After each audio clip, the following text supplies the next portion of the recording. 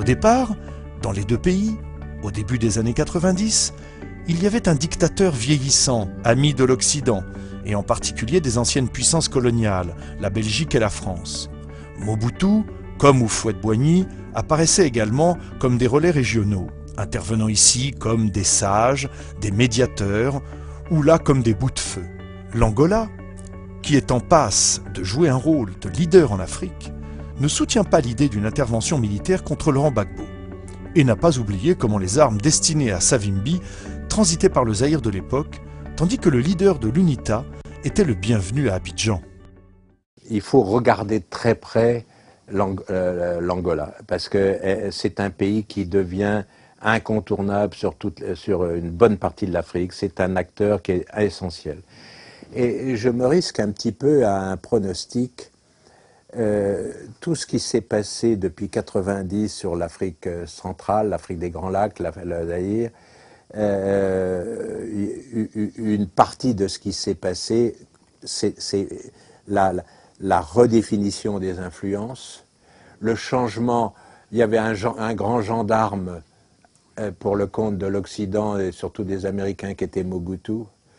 Les Américains ont lâché Mobutu et ils ont essayé de lui substituer d'abord deux personnages qui étaient donc Museveni, Yoweri Museveni, patron de l'Ouganda, et Paul Kagame, patron du Rwanda. Au fil du temps, Paul Kagame s'est imposé comme le principal personnage. C'est tellement vrai que c'est avec des soldats rwandais que l'ONU a estimé qu'elle pouvait, enfin que c'était ces seuls soldats-là qui pouvaient intervenir dans l'est du Soudan, au Darfour. Donc il était devenu le personnage incontournable, avec une fonction évidente, c'est ramener la paix dans la région, hein, ramener la paix, ramener. Bon, on s'aperçoit après 16 ans que la paix n'est pas revenue, surtout dans le Grand Congo, parce que ce qui préoccupe évidemment énormément, c'est ce qui va se passer, parce que selon que la RDC est calme ou pas calme, ça a quand même beaucoup d'influence sur toute la région. Et donc, on voit bien que Kagame n'est plus le personnage si merveilleux, si chevalier blanc, etc., qu'il a été longtemps. Surtout, on a vu ce qui s'était passé lors des élections.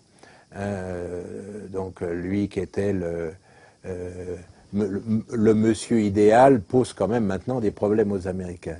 Et j'ai le sentiment qu'il y a eu un déplacement, parce qu'il y a quand même des élections prochaines au Congo, et donc ce qui va se passer est quand même très important, et donc la stabilité du Congo est essentielle, et donc on voit bien que plus on va et plus le rôle de Luanda est essentiel.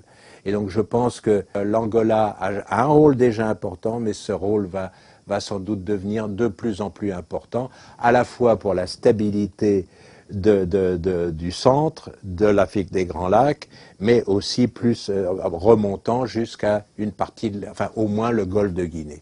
Et donc je pense qu'il devient de plus en plus le personnage clé, enfin le Dos Santos le personnage clé, et l'Angola le pays clé de toute la région.